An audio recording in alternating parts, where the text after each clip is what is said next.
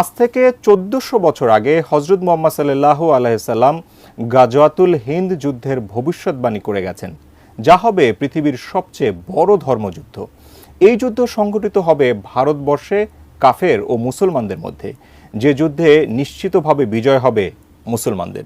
কিন্তু কবে আসবে এই গাজওয়াতুল হিন্দ, আর ইমানদার মুসলিমদের জন্য কতটা গুরুত্বপূর্ণ এই যুদ্ধ, বিস্তারিত জানাচ্ছেন আরিফ হাসান।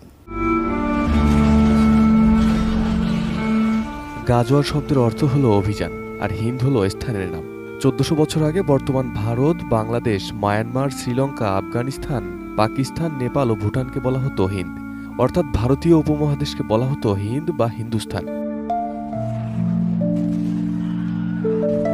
পবিত্র হাদিস শরীফে গাজওয়াতুল হিন্দ সম্পর্কে বলা হয়েছে, এটা হবে পৃথিবীতে কাফের বা মুশরিকদের সাথে মুসলমানদের বৃহত্তর জিহাদ।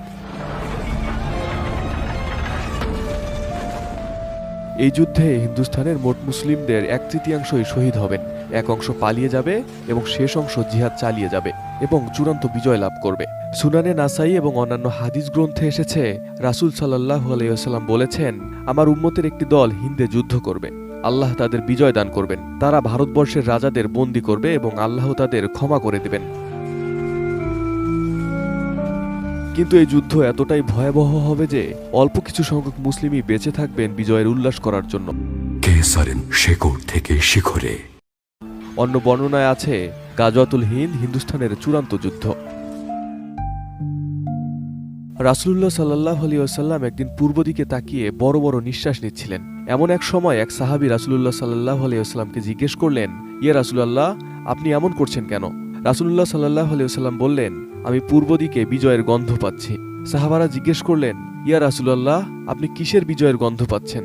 রাসূলুল্লাহ সাল্লাল্লাহু আলাইহি ওয়াসাল্লাম বললেন, পূর্ব দিকে মুসলিম ও মুশরিকদের সাথে যুদ্ধ শুরু হবে। যুদ্ধটা হবে অসম। মুসলিম সেনাবাহিনী থাকবে সংখ্যায় সীমিত, কিন্তু মুশরিক সেনাবাহিনী থাকবে সংখ্যায় অধিক। ওই যুদ্ধে মুসলিমরা এত বেশি মারা যাবে যে রক্তে মুসলিমদের পায়ের টাকনু পর্যন্ত ডুবে যাবে। রাসূলুল্লাহ সাল্লাল্লাহু আলাইহি ওয়াসাল্লাম সাহাবীদের বলেন, যুদ্ধে মুসলিমরা 3 ভাগে বিভক্ত থাকবে। এক ভাগ বিশাল মুশরিক বাহিনী দেখে ভয়ে পালিয়ে যাবে, তারাই হলো জাহান্নামী। আর এক ভাগ সবাই যুদ্ধে শহীদ হবেন। শেষ ভাগ আল্লাহর উপর ভরসা করে যুদ্ধ চালিয়ে যাবে এবং শেষ পর্যন্ত জয়লাভ করবেন।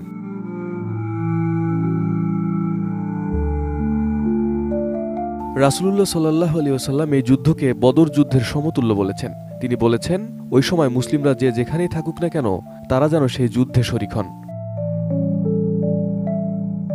Arif Hasan, ATN news.